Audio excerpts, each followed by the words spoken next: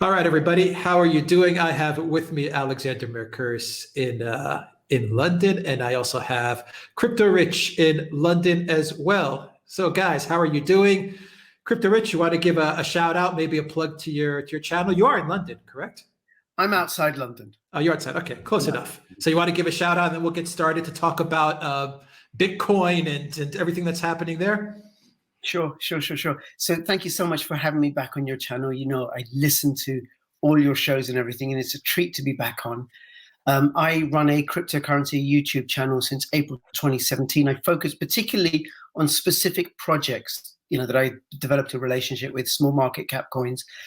And I'm also on BitChute and BitTube.tv and Library and Odyssey.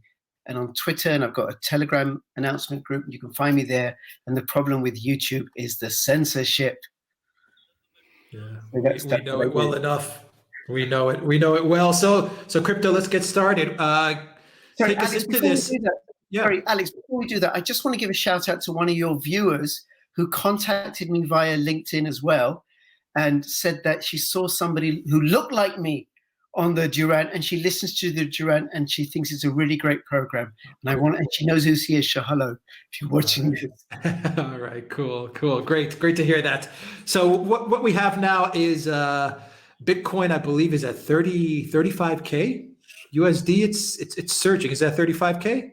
Yeah, it actually Bitcoin market cap, it went above $36,000. So it's a new all-time high. Ethereum broke 1,000. Yep. So what's going on here? Why do we have this surge? Well, every 12 years, there's a halving in the supply of Bitcoin.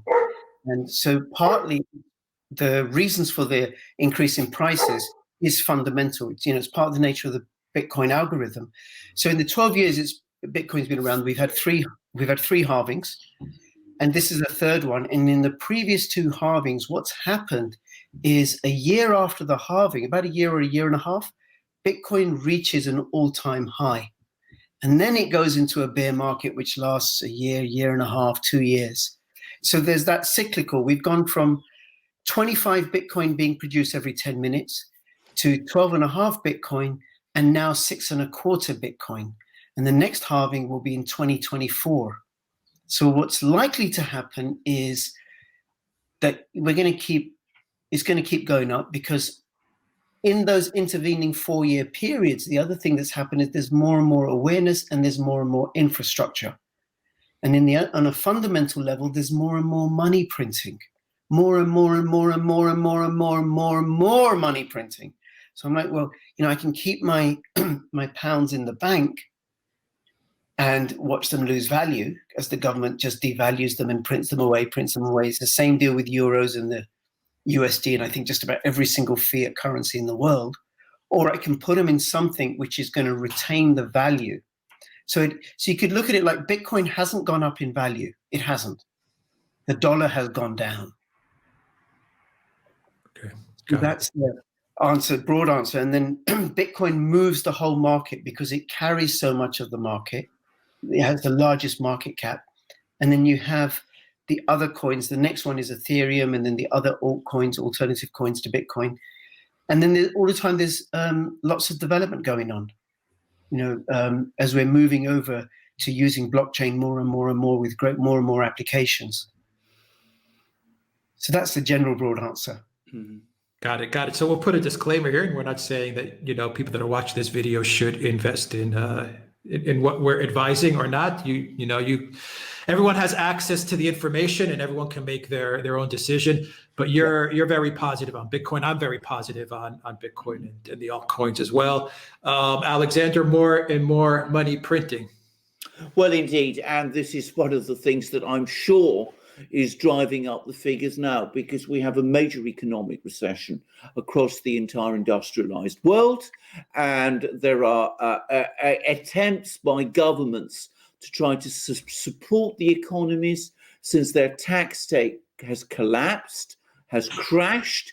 The way they're doing that, because they can't realistically borrow much more, because it's becoming increasingly difficult to raise sufficient funds through borrowing is that the central banks are printing money. And we're now getting very close to the position where the central banks up to now have been printing money and giving it to the financial system, which in turn then starts lending the money to businesses and to the government and to, to the various parts of the financial system. But we're moving ever closer to that point where central banks print money or create money electronically through quantitative easing programs, and they end up going directly to governments. In other words, we cut out the financial system. The government, one part of the government, which is the central bank, creates money which the other part of the government spends. And then on top of all of this, there has been the new election in the United States, which has brought, or it looks likely to bring, Joe Biden to the presidency. Joe Biden is under strong pressure from the left of the Democratic Party to embrace something which they call new monetary policy, this new monetary system that they're talking about, which basically not only considers quantitative easing to be an emergency thing, something to be done in emergencies, but wants it to be used in order to finance a major program of public spending in the United States. In other words, financing spending instead of through taxes and through government borrowing, through essentially printing money. And there's been, of course, developments in the United States recently. It now looks more likely that the Democrats will be able to gain control of the Senate, and that has made the markets conclude that the pressures to increase spending through the devices that we've said are going to increase, because the constraint of a Republican-controlled Senate looks like it may be removed, and that is putting more downward pressure on the dollar as the markets anticipate an explosion in spending. So they have all of these reasons why there is a loss of support for the dollar at the moment, and a bundling into other things which is seen as having value, which are, of course, include things like Bitcoin. What about the regulation, crypto? Do you worry about the U.S. government has made announcements that they're going to regulate, or they're going to get involved in Ripple? I'm not quite sure exactly how they're going to get involved, or just in general, there's, the governments are saying that they're going to get involved in regulating Bitcoin and crypto. Does that make you worried? Yes and no. I mean, there's benefits to it and there's disadvantages to it.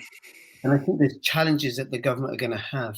The thing about Bitcoin and cryptocurrencies is that they are permissionless, inherently permissionless.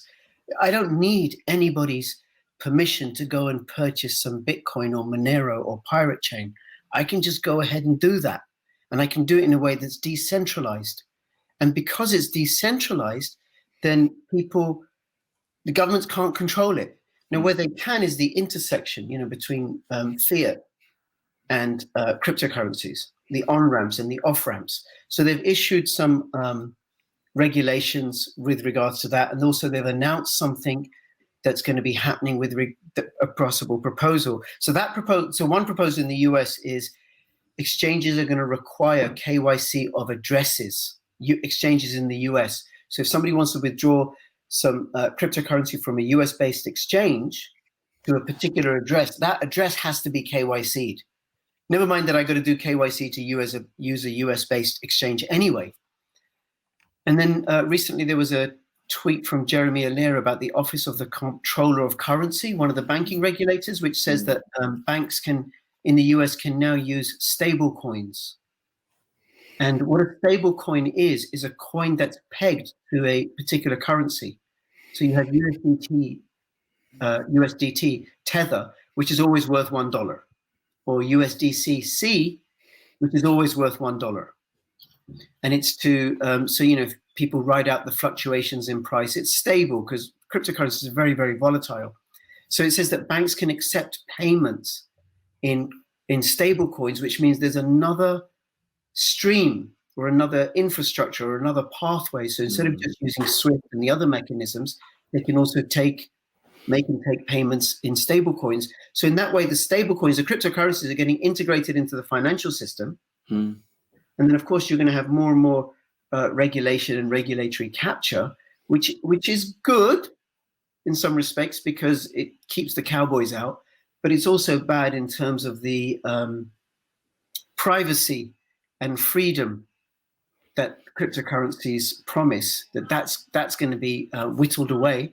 But then this is where I think privacy coins come into it, because people can move into privacy coins like Pirate Chain or Monero, and then they're free to transact as they wish. Yeah, got it.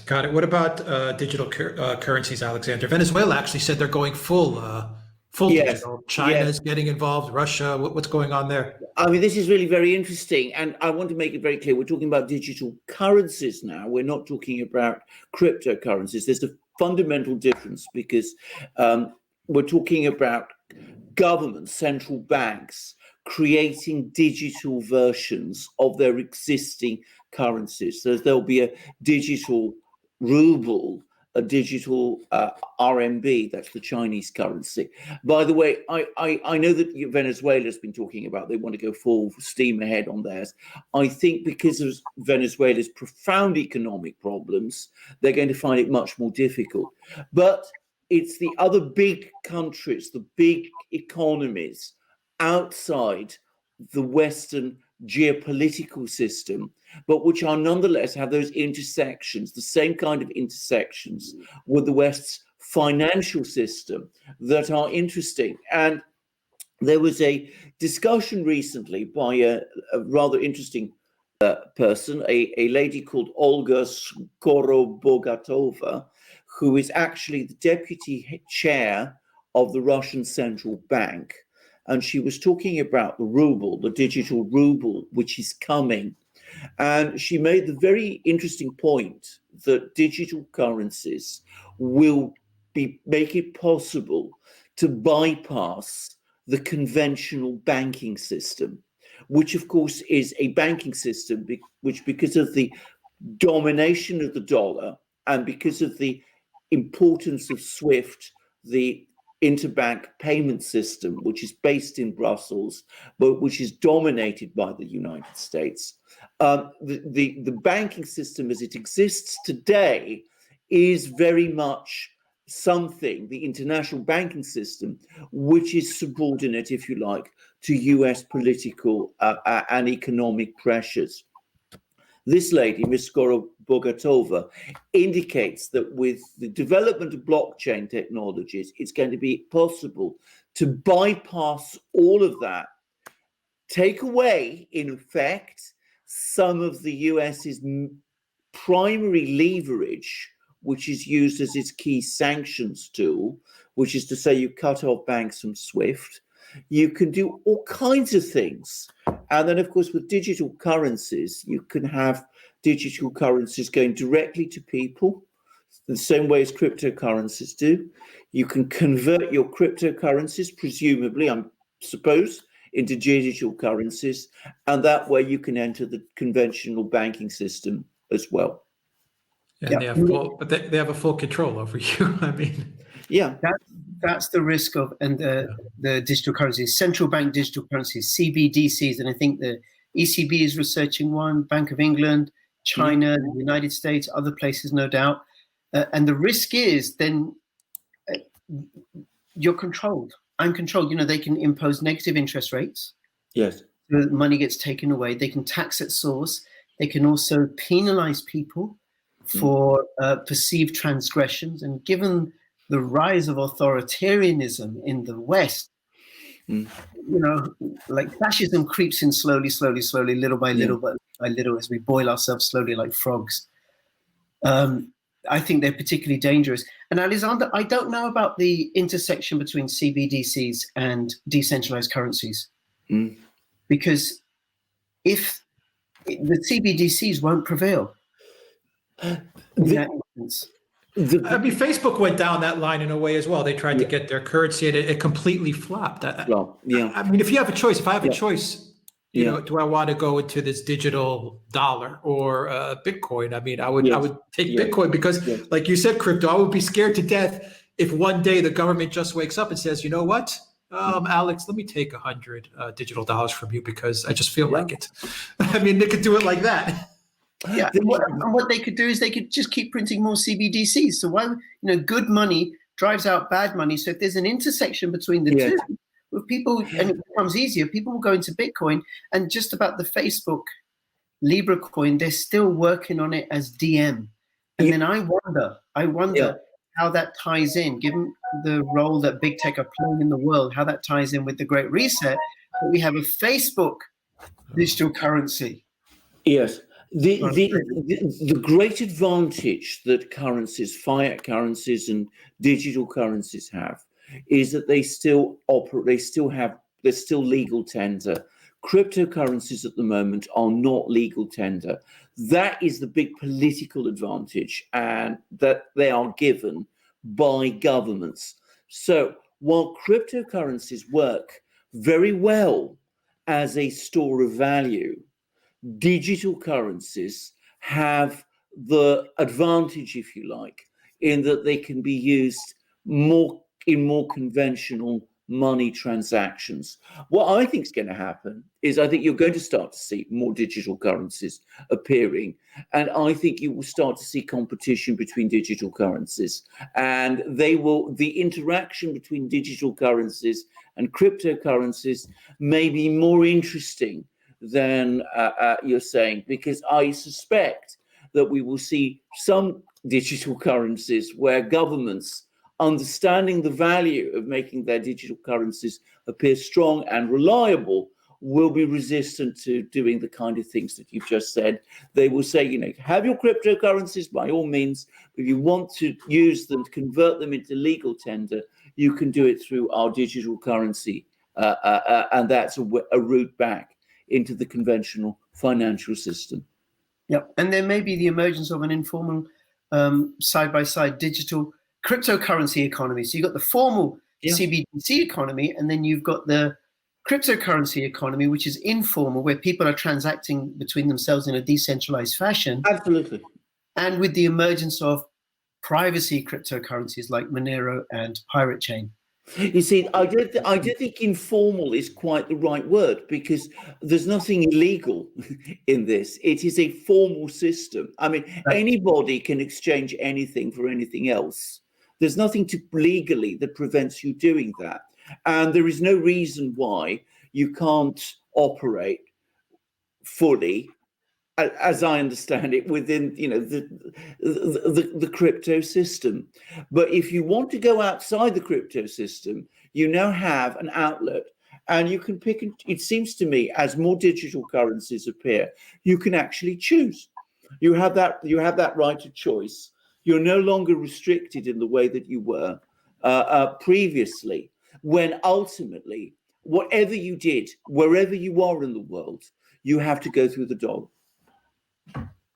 All right, crypto. What about all the institutions that are jumping into Bitcoin? Oh yes, crypto? Oh yes, Hedge very, funds, very the banks. I mean, just institutional. Even high net worth individuals. You have the Elon Musks and these guys. They're all jumping into Bitcoin. Is that good or bad? I think it's inevitable. I think it's good for the crypto space. It'll drive usage up. I think the risk is that it'll squeeze out late players and small people, people who don't have a lot of money. You got Grayscale and MicroStrategy. In a way, it's kind of inevitable, because these large institutions are really just made up of human beings. And all human beings are doing are looking to see how can we preserve our value. So Mike Saylor, who's the CEO of MicroStrategy, and they've been buying up billions, I think about $1 billion worth of Bitcoin, which is now doubled in value in the space of a few months.